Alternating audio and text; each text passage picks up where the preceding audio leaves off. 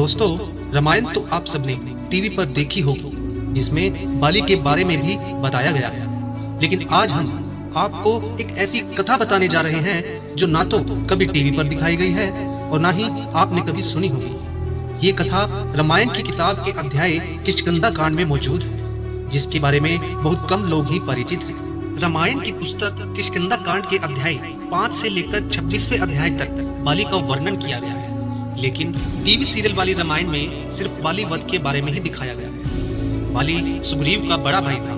बाली किष्किंधा का राजा था। उसने अथाह बल की चाह में ब्रह्मा जी की एक बार घोर तपस्या की। बाली की इस घोर तपस्या से ब्रह्मा जी प्रसन्न होकर बाली के सामने प्रकट हुए। बाली वरदान मांगते हुए ब्रह्मा जी से कहता है कि हे ब्रह्मा जी, मुझे ऐसा वरदान दीजिए जिससे अगर मैं किसी से भी मल्ल युद्ध करूं तो उसका आधा बल मुझ में समा जाए।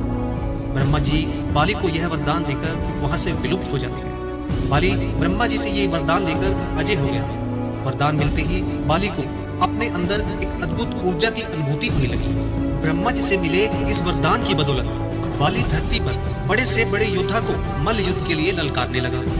हर कोई बाली से युद्ध हारता रहा, यहाँ तक कि बाली रावण जैसे बलशाली योद्धा को भी मल्ल युद्ध के लिए ललकार बैठता है। इस युद्ध में रावण हार जाता है। अब बाली को खुद की ताकत पर इतना घमंड हो जाता है कि वो जंगल में घुसकर पेड़ों को उखाड़ फेंकता है, पर्वतों को हिलाने लगता है। बाली पेड़ों को तहस नहस करता हुआ किष्किंधा के जंगलों में प्रवेश कर जाता है। इसी जंगल में कुछ ही दूर हनुमान जी अपने आराध्य देव श्री राम जी की भक्ति में लीन राम नाम का गुणगान कर रहे थे। इधर बाली ने पूरे जंगल में कौतूहल मचा रखा था, जिससे हनुमान जी की भक्ति में बाधा आ रही थी। हनुमान जी तुरंत अपनी आंखें खोल देते हैं और देखते हैं कि उनके सामने बाली खड़ा है।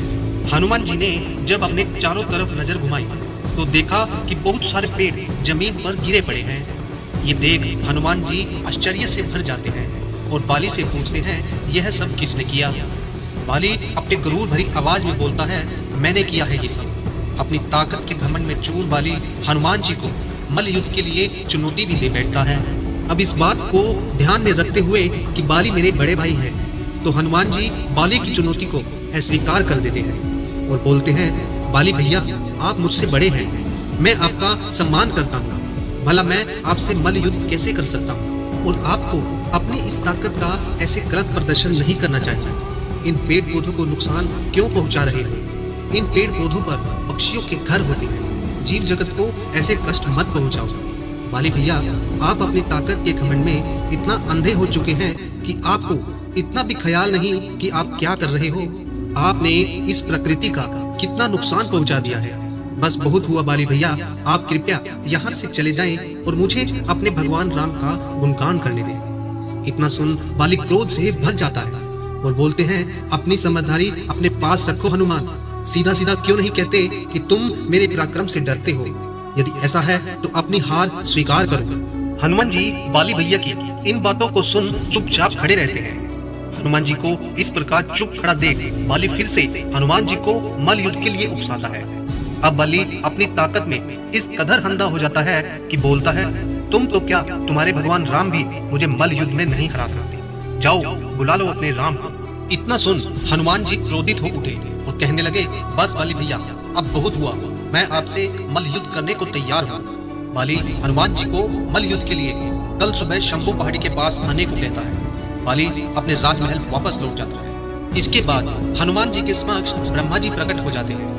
ब्रह्मा जी को देख हनुमान जी उन्हें प्रणाम करते हैं। तब ब्रह्मा जी हनुमान जी को कहते हैं, हे हनुमान, आप तो स्वयं भगवान शिव के अंश हो और सृष्टि के पालन करता भगवान विष्णु के अवतार श्री राम जी के परम भक्त। आपकी अद्भुत असीमित शक्ति से तो तीनों लोग परिचित हैं। तो मैं आपसे आग्रह करता हूँ कि कृपया आप बाली की इस उद्दंडता को क्षमा कर दें और आप उनसे मल्ल युद्ध ना करें। यह सुन हनुमान जी बोलते हैं, हे परमपिता ब्रह्मा जी, कृपया आप ऐसे हमसे प्रार्थना कर हमें शर्मिंदा ना करें।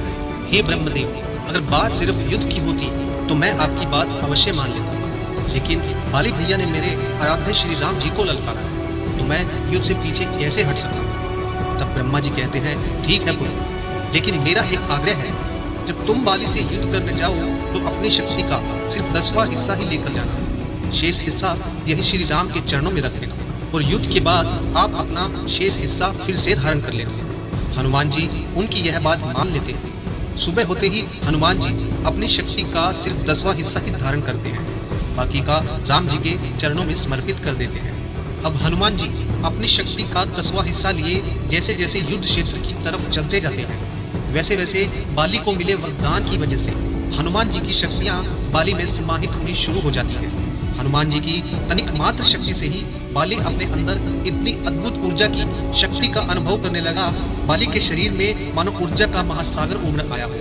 इधर जैसे जैसे हनुमान जी निकट आ रहे थे, उधर बाली के अंदर हनुमान जी की शक्तियां समाहित होती जा रही थी। बाली के लिए अब इन शक्तियों को संभाल पाना बहुत मुश्किल हो रहा था। अब बाली को लगने लगा कि यह ठीक नहीं हो रहा। यदि ऐसे ही शक्तियां सम्माहित होती रही तो मेरा शरीर अभी फट जाएगा। इतने में ब्रह्मा जी वहां प्रकट होते हैं और बाली से कहते हैं, हे बाली, तुम खुद को बहुत बलशाली समझते हो ना?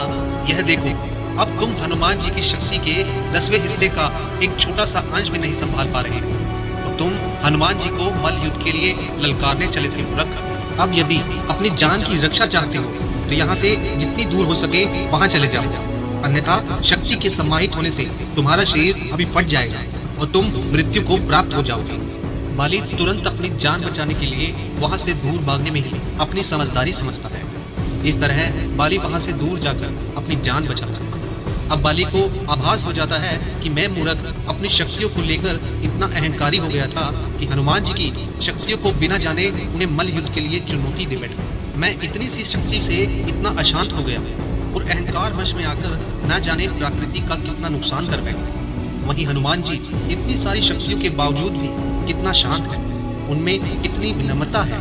इस प्रकार हनुमान जी की शक्तियों का अनुभव कर बाली का घमंड चूर चूर हो जाता है और कुछ दिन बाद बाली हनुमान जी से क्षमा मांग लेता है और इस प्रकार बाली का घमंड दूर होता है। तो बोलो भक्तों, पवन पुत्र हनुमान की जय। तो दोस्तों, वीडियो पसंद आए तो वीडियो को लाइक शेयर जरूर करिएगा और अगर हमारे चैनल पर नए हैं तो हमारे चैनल को सब्सक्राइब भी जरूर करें। धन्यवाद।